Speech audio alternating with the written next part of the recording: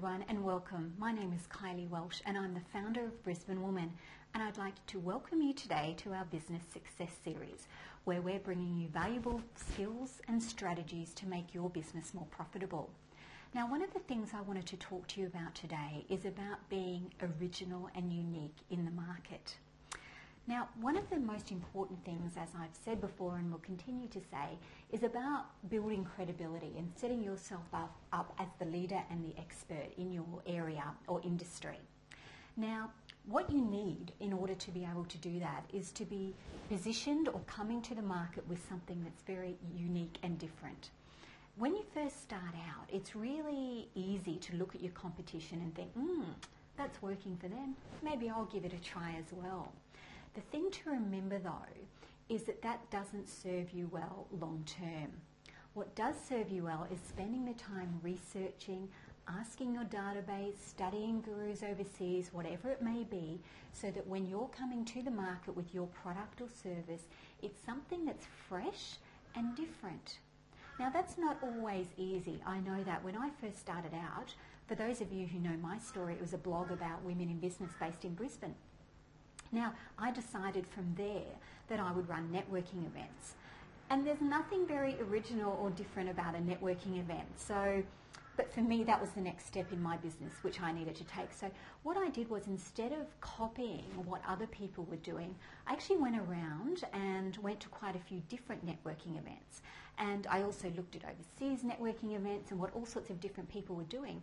But basically, I took from those the things that I thought worked really well and the things that I thought didn't work so well. I also surveyed my database to find out what they were really wanting from networking events.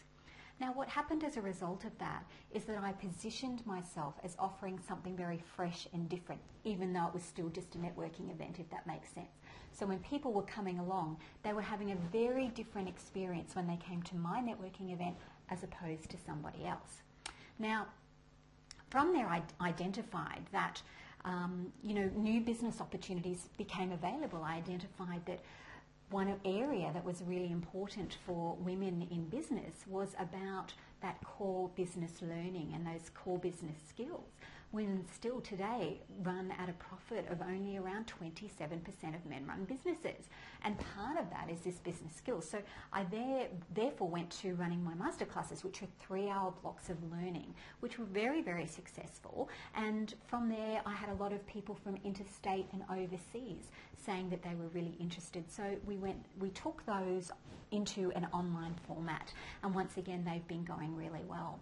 The point I'm trying to make that is, if I came into a very competitive industry and offered something that wasn't different, wasn't unique, and it was obvious that I was just copying other people, do you think that would set me up as a leader? Do you think that would set me up as a credible expert? Not at all. So I'd like you to think about that today and what you're doing in your business that makes you really unique and different.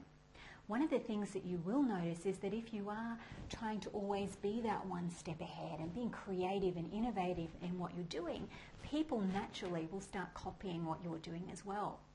Now, they say that imitation is the highest form of flattery, but as a business owner, it's pretty challenging when you've gone to a lot of work and done a lot of research and someone just starts copying you. The thing that I'd like you to remember though is those people never last in the market. I know I've been reading a book, 6 Pixels of Separation by, I think his name is Mitch Joel, and he says that even this is talking more about online, but there's always the original thought leaders and there's always the copiers. Now, the copiers will have success initially, there's no question about that, but within time, the copiers will not be successful. It's the original people that the market gravitates towards. So remember that. If it happens to you, and I'm sure it has, then those people probably won't stay in business and probably won't be nearly in business as long as you are.